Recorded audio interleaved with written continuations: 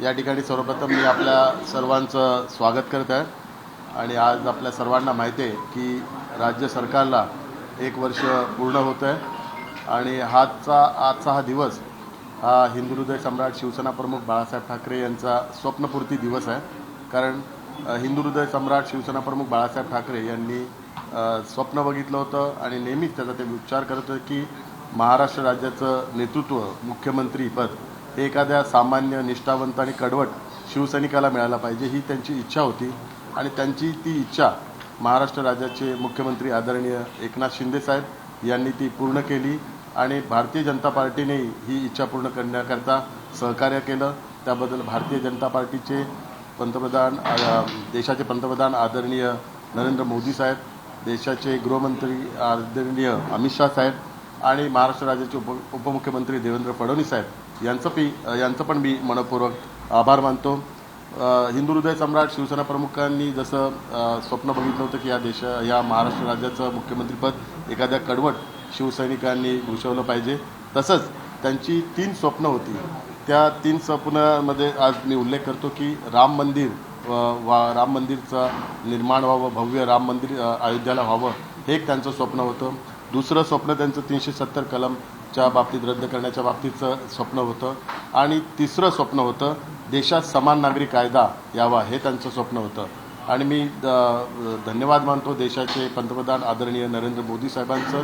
त्यांनी वंदनीय हिंदू हृदय सम्राट शिवसेना प्रमुख बाळासाहेब ठाकरे यांची 2 स्वप्न ह्यापूर्वीच पूर्ण केलेली आहेत। आता जे तिसरं स्वप्न आहे समान नागरी कायदा, या संदर्भात लवकरच त्याची पूर्तता होईल आणि लवकरच शिवसेना प्रमुख बाळासाहेब ठाकरे साहेबांचं ते स्वप्न पण पूर्ण होईल आणि तो दिवस पण आता जवळ आलेला आहे हे आता आम्हा सर्व शिवसैनिकांना वाटत आहे।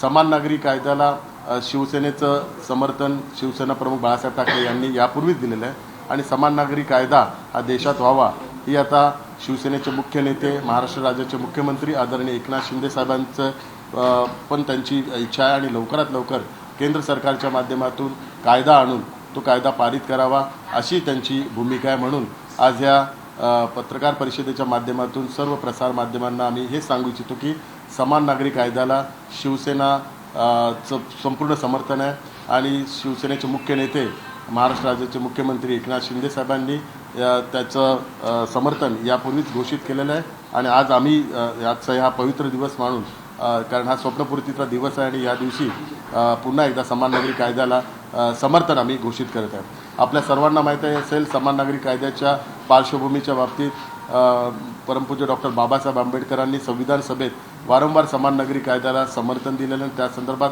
भरपूर चर्चाही झाली आहे, परंतु दुर्दैवाने काँग्रेसने त्यावेळी त्याला विरोध केला आणि हिंदू कोड बिलच्या माध्यमातून हिंदू कोड बिल आणून समान नागरी कायदा अंमलात कसा येणार नाही त्या दृष्टिकोनातून काँग्रेसने त्यावेळी एक कूटनीती वापरली आणि 75 वर्ष होऊन सुद्धा समान नागरी कायद्याची अंमलबजावणी झाली नाही। आपल्या सर्वांना माहिती आहे की सुप्रीम कोर्टमध्ये 2015 असेल 2022ला सुप्रीम कोर्टने पण केंद्र सरकारला निर्देश दिले की संपूर्ण देशामध्ये समान नागरी कायदा होण्याच्या संदर्भात पार्लमेंटने त्याचा संसदेने त्याचा विचार करायला पाहिजे आणि केंद्र सरकारने तसं ॲफिडेविट पण सुप्रीम कोर्टमध्ये सबमिट केलेलं आहे आणि त्यानुसार 22वे लॉ कमिशनची स्थापना झाली आणि समान नागरी कायद्याच्या अंमलबजावणीकरता जी प्रोसिजर आहे ती प्रोसिजर चालू झालेली आहे। त्यामुळे हा समान नागरी कायदा हा देशाच्या दृष्टिकोनातून देशातल्या प्रत्येक नागरिकाच्या दृष्टिकोनातून आणि विशेष करून महिलांच्या दृष्टिकोनातून अत्यंत महत्त्वाचा आहे।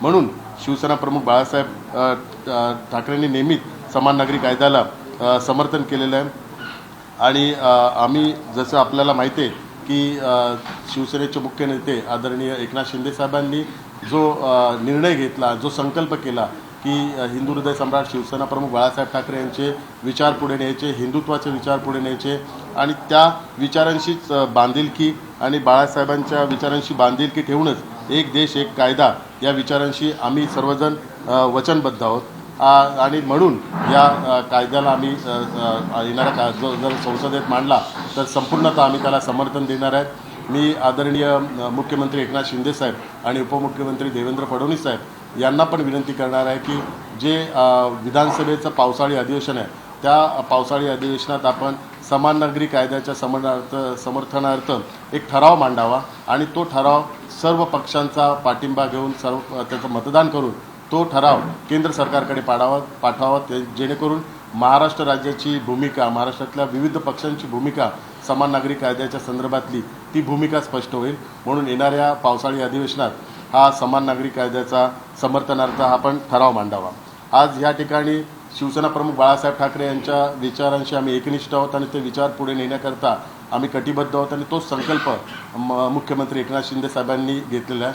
आणि दुसरीकडे जे शिवसेना प्रमुखांशी रक्ताचं नातं बोलतात ते या कायद्याला विरोध करत आहेत आणि ह्या कायद्याच्या संदर्भातले गैरसमज हिंदू समाजामध्ये पण पसरवतात आणि मुस्लिम समाजामध्ये पण पसरवतात.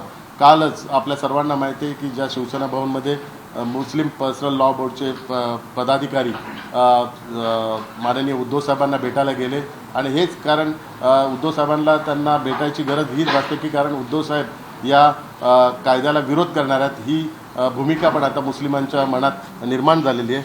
त्यामुळे आज त्यांचा जो खरा चेहरा आहे तो लोकांसमोर येत आहे आणि माननीय उद्धव साहेबांनी हा खऱ्या अर्थाने त्यांच्या मनात असं की हा हिंदूंना त्रास सहन करावा लागेल असं त्यांचं विधान होतं. परंतु हा हिंदूंना त्रास सहन करणारा नाही तर गांधी परिवाराला त्रास सहन करावा लागेल म्हणून माननीय उद्धव साहेब याला विरोध करत आहेत. आणि ज्या कायद्याच्या माध्यमातून आज आपल्याला सर्वांना माहिती आहे की बाबासाहेबांचं स्वप्न आपल्याला पूर्ण करायचं आणि तर बाळासाहेबांचं स्वप्न पूर्ण करायचा हा नेहमी उच्चार वारंवार उद्धव साहेब करत होते. परंतु त्याच विचारांशी फारकत घेऊन त्याच विचारांना एकनिष्ठ असलेला हा समान नागरी कायदा याला ते विरोध करत आहेत. आज आपण बघाल की महाविकास आघाडीतील काँग्रेस पक्ष आहे त्यांची पण भूमिका स्पष्ट आहे की ह्या कायद्याला ते विरोध करत आहेत. कालच त्यांनी त्यांची काँग्रेसने एक कमिटी फॉर्म केली आणि त्या कमिटीच्या माध्यमातून या कायद्याला विरोध कसा होईल, या कायद्याचा दुष्परिणाम कसे होतील याचा विचार करण्याकरता कमिटी फॉर्म केलेली आहे. आणि त्यात विशेष करून हुसेन दलवाई यांचं वक्तव्य जर आपण पाहाल तर ते वक्तव्य अत्यंत घातक असं वक्तव्य आहे की देशात हिंदू मुस्लिम असा भेदभाव होईल आणि या कायद्याच्या माध्यमातून मुसलमानांचं खूप नुकसान होईल हे त्यांनी वक्तव्य केलं. हे अत्यंत दुर्दैवी आहे. या कायद्याचा अजूनपर्यंत कोणी व्यवस्थित अभ्यास केला नाही आहे. सर्वांनी खऱ्या अर्थाने हा कायदा जाणून घ्यायला पाहिजे, ह्या कायद्याचा अभ्यास केला पाहिजे आणि देशात समान नागरी कायदा देशातल्या प्रत्येक भारतीय नागरिकाला कसा उपयुक्त आहे याची संपूर्ण माहिती घेतली पाहिजे. आणि हुसेन दलवाई यांनी हे वक्तव्य केलं अत्यंत दुर्दैवी आहे. खऱ्या अर्थाने हा कायदा मुस्लिम महिलांकरता अत्यंत उपयुक्त ठरणार आहे.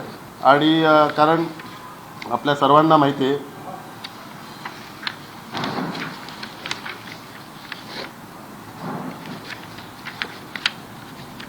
मुस्लिम महिलांकरता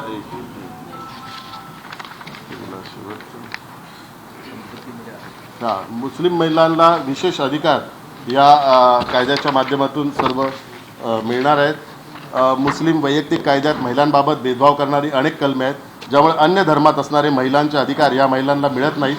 तिहेरी तलाक, पोटगी, हलाला आणि बहुपत्नीत्व यासारखे प्रश्न मुस्लिम महिलांना भेडसावत आहेत. त्यामुळे विशेषतः मुस्लिम महिलांसाठी समान नागरी कायदा हे वरदान ठरेल. यामुळे वैयक्तिक कायद्यांतर्गत लिंग समानता येईल आणि लग्न, घटस्फोट, वारसा, पालकत्व तसे अन्य वैयक्तिक प्रश्नांबाबत त्यांना अधिकार देईल. त्यामुळे मुस्लिम महिलांकरता हा कायदा अत्यंत महत्त्वाचा आहे आणि त्यांना एक सन्मान देणारा, त्यांना एक सुरक्षित करणारा हा कायदा आहे. आपल्या सर्वांना माहिती आहे की आपल्या देशाचे राष्ट्रपती अब्दुल कलाम यांनी पण या कायद्याला समर्थन केलेलं आहे. 2003ला त्यांनी समान नागरी कायद्याच्या संदर्भात वक्तव्य केलेलं आहे की हा कायदा देशात यायला पाहिजे. देशातल्या प्रत्येक नागरिकाला या कायद्याच्या माध्यमातून एक समानता मिळेल, एक संरक्षण मिळेल. म्हणून आमचं ह्या कायद्याला संपूर्ण समर्थन आहे.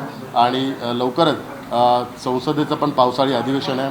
त्या संसदेच्या पावसाळी अधिवेशनात आम्ही माननीय पंतप्रधान नरेंद्र मोदी साहेबांना, माननीय गृहमंत्री अमित शाह साहेबांना विनंती करणार आहे की ह्या पावसाळी अधिवेशनातच हा कायदा आणावा आणि त्याची संसदेत चर्चा व्हावी. कारण गेली 75 वर्ष या कायद्याच्या संदर्भात संसदेत कुठलीही चर्चा झाली नाही. संविधान सभेत चर्चा झाल्यानंतर या कायद्याच्या संदर्भात कुठेही जाहीररित्या अशी प्लॅटफॉर्मवर चर्चा झाली नाही, तर त्याची चर्चा येणाऱ्या पावसाळी अधिवेशनात व्हावी आणि हा कायदा पारित व्हावा आणि देशातल्या प्रत्येक नागरिकाला न्याय द्यावा ही आम्ही माननीय पंतप्रधानांना विनंती करणार आहोत। आणि मी सर्व राजकीय पक्षांना हीच विनंती करतो की या कायद्याला धार्मिक रंग देऊ नये।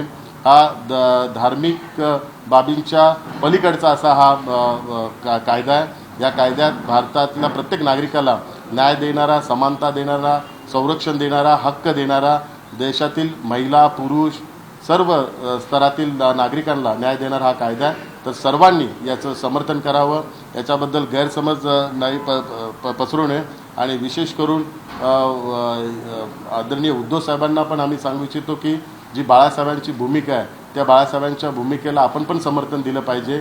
आपण समाजामध्ये दुही निर्माण करायला नाही पाहिजे, आपण हिंदूंमध्ये पण गैरसमज निर्माण करायला नाही पाहिजे आणि हा कायदा हा कुठलाही धर्माच्या दृष्टिकोनातून, समाजाच्या दृष्टिकोनातून नाही, या समाजातल्या प्रत्येक नागरिकाच्या दृष्टिकोनातून महत्त्वपूर्ण असा कायदा आहे। धन्यवाद।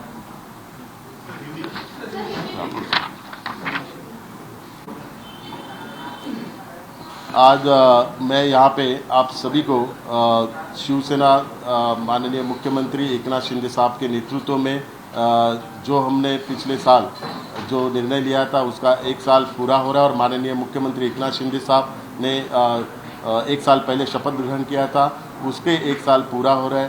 तो आज शिवसेना प्रमुख बाला साहब ठाकरे जी का एक स्वप्न पूर्ति का हम दिन आज सब मना रहे हैं और बाला साहब ठाकरे जी का एक सपना था कि शिवसेना का एक शिवसैनिक जो निष्ठावंत शिवसैनिक है वो महाराष्ट्र राज्य का मुख्यमंत्री होना चाहिए और वो सपना आज भारतीय जनता पार्टी के सहयोग से 1 साल पूरा हुआ है। उसका वो सपना पिछले साल भारतीय जनता पार्टी के सहयोग से पूरा हुआ है। बाला साहब ठाकरे जी का जो सपना था उसमें 3 सपने थे उनके।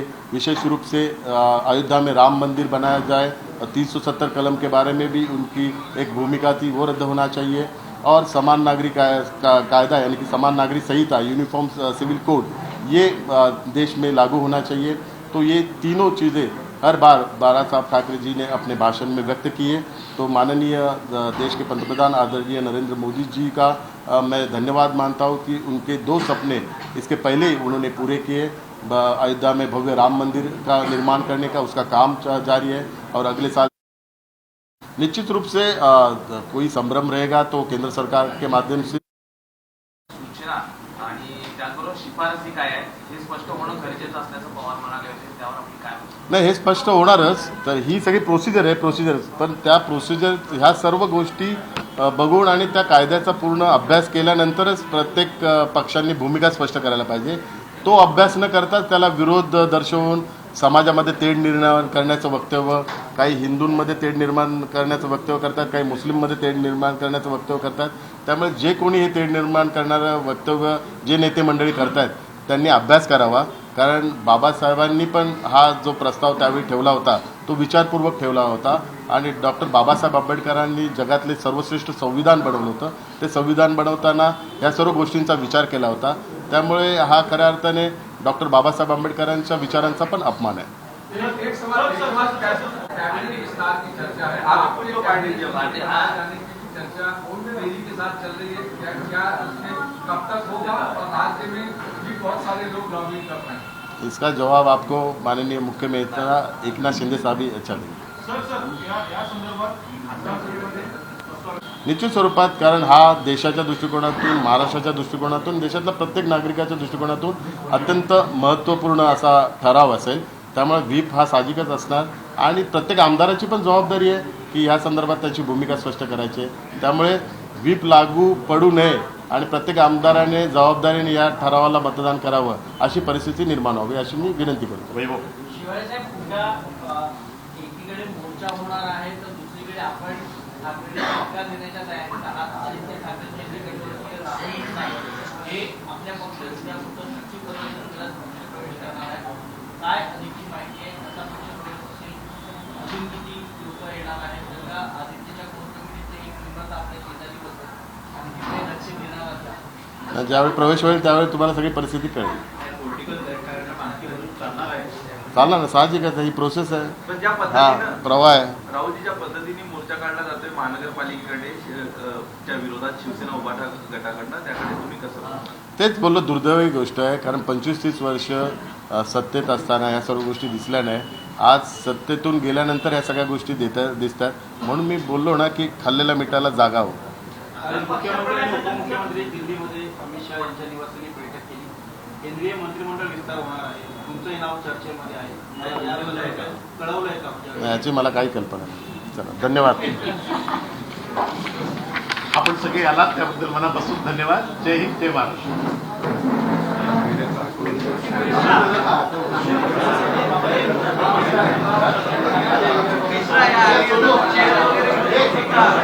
त्याला लेट झाला ना, मला लेट झाला.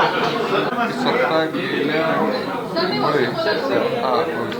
कसं बसून बोला, बसून बोला.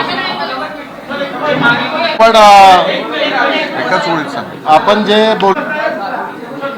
आपण जे बोललात, उद्या मुंबई महानगरपालिकेवर आक्रोश मोर्चा आहे. तो आक्रोश मोर्चा हा सत्ता गेलेल्याचा आक्रोश मोर्चा आहे. मनातला जो आक्रोश आहे सत्ता गेलेला, तो आक्रोश व्यक्त करण्याकरता हा मोर्चा है, हेच मला व्यक्त करायचं होतं. कल जो महानगरपालिका के है वो आक्रोश मोर्चा के बारे में हमारा यही कहना है कि ये आक्रोश जो उबाटा की जो सत्ता गई है मुंबई महानगरपालिका में और राज्य सरकार में, उसका वो आक्रोश है. उनके मन में वही है कि जो सत्ता थी, वो सत्ता के माध्यम से उनको जो फ़ायदा हो रहा था, कौन सा फ़ायदा आर्थिक है आपको पता है, तो वो फ़ायदा अभी नहीं हो रहा है, उसका आक्रोश वो कल व्यक्त करेंगे.